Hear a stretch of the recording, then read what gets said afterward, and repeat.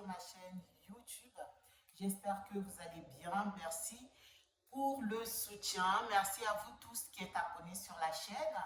Aujourd'hui, on va essayer de parler, on va essayer de se donner la positivité, on va essayer de se booster. Voilà, donc ici, on parle de la santé et vie. Je fais des vidéos de cuisine, mais aussi des vidéos comme pour donner des conseils parce que je suis dans le domaine. Et je trouve que c'est très important de parler de temps en temps et de pouvoir un peu éclairer notre mentalité. Le thème d'aujourd'hui, c'est comment en tant qu'adulte, comment on peut se comporter devant les enfants qui sont face à un deuil. Alors, le deuil, il faut savoir, c'est un sujet très tabou. Et surtout, on oublie les enfants. Pour faire le deuil, on oublie les enfants. Nous, adultes, on prend sur nous, si on a perdu, par exemple, je vais donner une famille typique, un exemple d'une famille typique. Par exemple, si on perd le père, c'est la femme qui est au centre de l'attention. C'est tout à fait normal parce que c'était sa femme, c'était sa moitié, la maman de ses enfants. On oublie le plus souvent les enfants. Peu importe l'âge que les enfants ont, on oublie le chagrin, on oublie comment est-ce que ces enfants-là vont se comporter face au deuil. Déjà, ils ne comprennent pas, pour beaucoup d'enfants, ils ne vont pas comprendre la notion de la mort. À un certain âge, on peut savoir mourir, c'est partir et il ne reviendra plus. Mais qu'est-ce que ça veut dire très exactement? Mais il y a beaucoup d'autres aussi qui voyagent et on peut les retrouver au bout de 30 ans. C'est une éternité. Un enfant, par exemple, qui est parti loin, loin, loin d'un voyage, au bout de 30 ans, la personne peut changer, vous allez plus la reconnaître, même si c'est ton sang, même si tu sais que mon enfant est quelque part, mais c'est comme si tu l'avais perdu. Déjà, tu l'as perdu de vue. Tu peux aussi faire le deuil d'un enfant qui est parti à l'étranger faire ses études. Ou bien un enfant qu'on a pris chez son père. Parfois, à l'âge de 2 ans, le père l'a pris, l'a emmené par exemple en Occident. Et cet enfant-là, au bout de 30 ans, il ne va plus reconnaître sa mère. C'est la maman qui me met au monde. Elle saura que j'ai une maman qui m'a mis au monde. Donc la maman biologique. Mais en aucun moment, il va avoir l'affection. Donc cette maman-là doit faire le deuil, malheureusement. Ce n'est pas le deuil d'une perte de l'enfant d'une manière physique. Beaucoup de mamans font le deuil en disant mon fils ou ma fille est parti avec son père. Et elle est à l'étranger, mon enfant est à l'étranger, euh, il est entre les bonnes mains, mais tu ne sais pas exactement ce qui se passe là-bas. Donc, tu es obligé de faire le deuil en tant qu'adulte. Tu dois penser, tu dois avoir une pensée positive qu'on peut faire le deuil avec un enfant vivant parce que cet enfant est parti loin de toi, toi la maman ou toi le papa, parce que le papa a plus de moyens que la maman et que le père par rapport à ses moyens ou bien vivant très loin du domicile de la mère est obligée parfois de commun accord, parfois d'une manière forcée, de laisser son enfant grandir loin loin d'elle. Et donc, la maman doit faire le deuil, malheureusement. Même si on n'en parle pas, même si c'est un sujet tabou, même si quand tu vas demander la mère, elle te dira, non, je sais que ma fille est à l'étranger, je sais qu'elle est avec son père, je ne l'ai pas perdue, elle n'est pas morte. Mais c'est comme si elle était morte, il faut le savoir. Parce que tu as vécu avec cet enfant-là pendant 9 mois dans ton ventre. Donc vous avez tissé des liens. Vous avez d'abord des liens de sang qui sont indissociables. Mais il y a aussi l'affection, l'amour, le ressenti, le fait que l'enfant est là. Tu le regardes même si tu es dans la pauvreté, mais tu sais que c'est mon enfant. Et malgré toutes les péripéties, mais quand on va t'enlever ton enfant, même si c'est dans le bon sens du terme, c'est-à-dire qu'on va donner un avenir à ton enfant. On a vu des mamans à qui on a arraché ici en Europe, à qui on a arraché les enfants, il faut bien dire le mot, on les a arraché leurs enfants et ils sont partis dans un autre pays avec des familles aisées.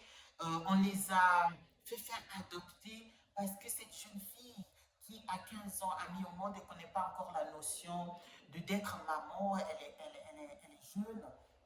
On a pris son enfant, ils se sont rencontrés 30 ans, 40 ans après.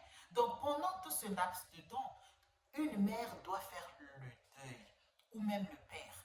Il doit faire le deuil de se dire que j'aurai pas mon enfant jusqu'à un certain temps.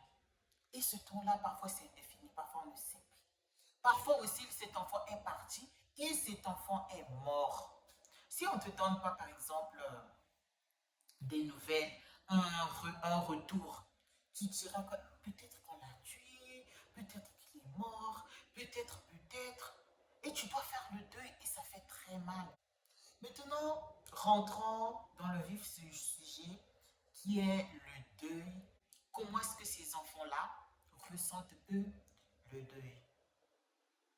Les enfants, ce sont des personnes à part entière. Elles ont leur propre sensibilité, elles ont leur propre manière aussi de voir les choses, de les comprendre. Même quand on leur explique, voilà, même si un adulte lui dit que ton père ne va plus revenir, il est mort. Si c'était une maladie, par exemple, une longue maladie, elle a vu le père souffrir sur le lit de l'hôpital. Si, par exemple, le papa avait un cancer et que on a vu le papa qui était fort et au fur et à mesure, cet enfant-là voit le père maigrir, être alité, recevoir des traitements lourds, perdre parfois la vue. Au fur et à mesure que tu vois, c'est ce père qui est en train de perdre tous ses moyens corporels et physiques.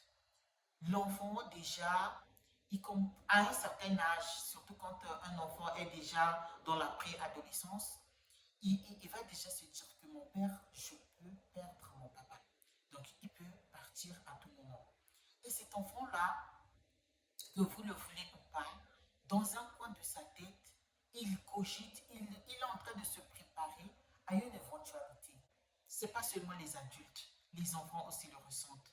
Même les bébés, même s'ils ne vous parlent pas, vous allez voir, c'est un enfant qui devient très agité, qui va aller voir, qui va vouloir être à côté de son père, qui va parfois, dès qu'il voit la photo de son papa, crier papa, papa, papa.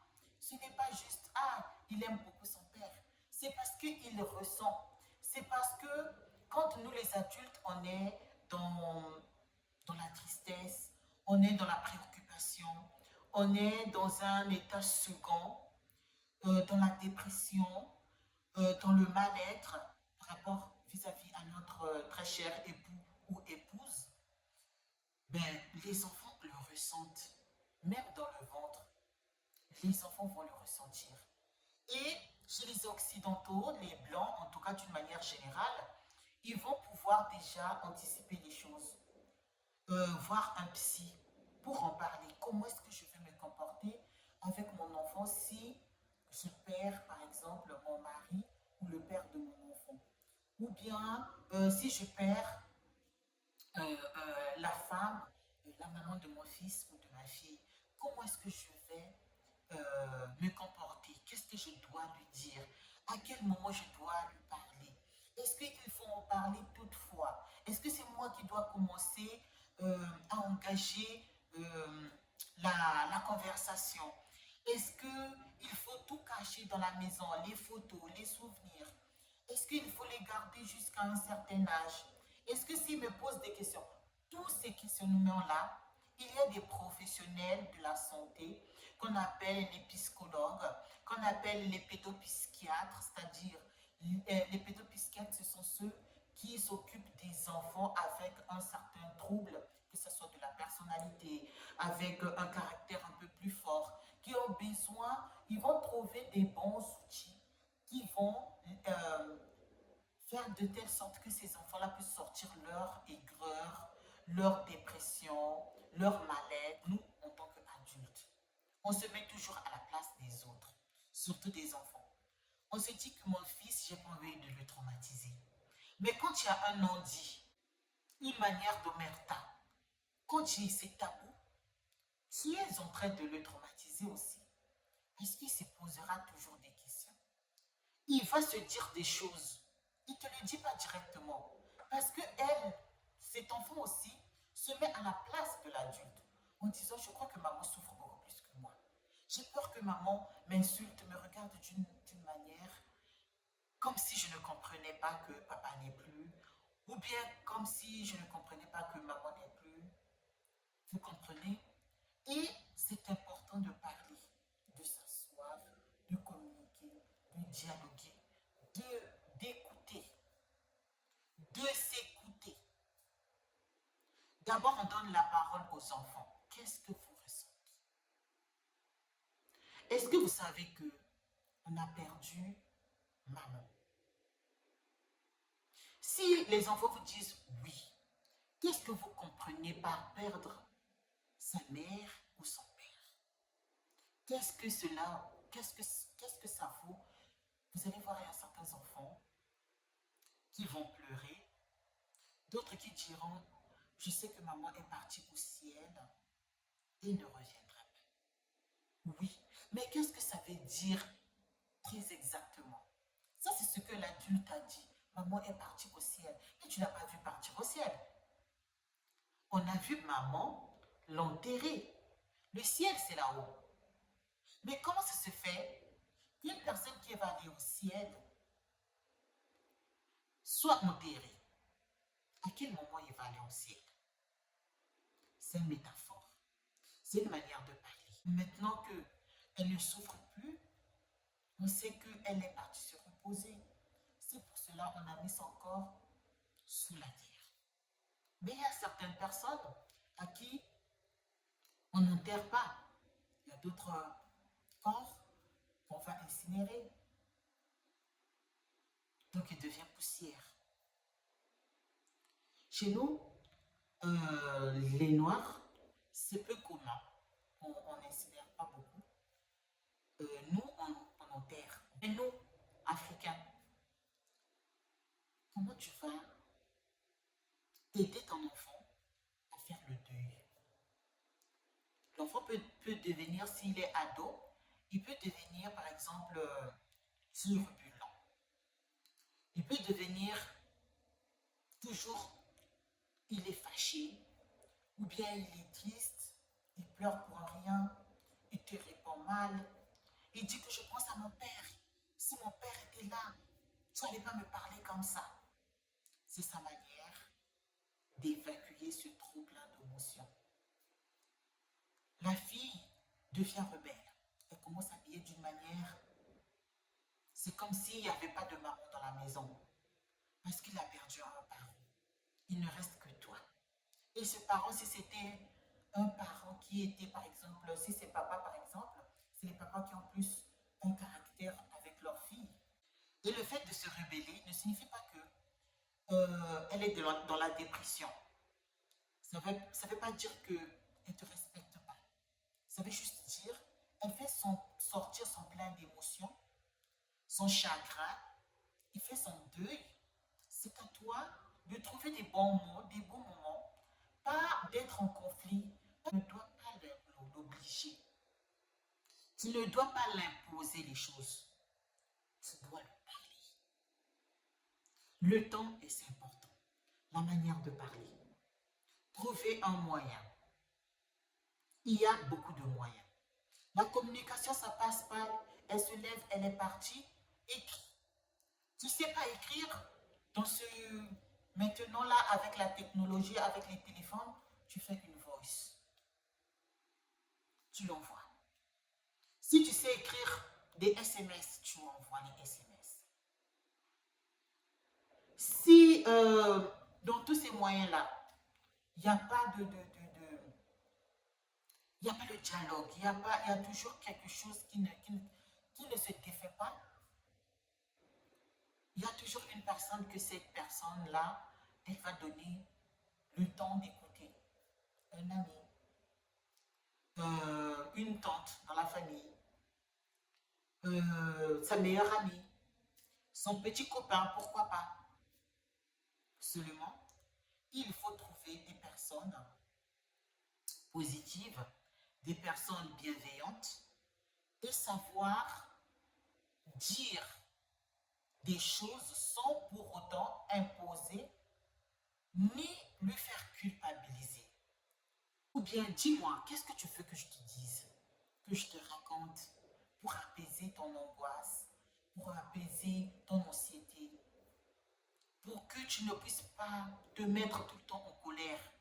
Parce que la colère, ce n'est pas vraiment un meilleur ami.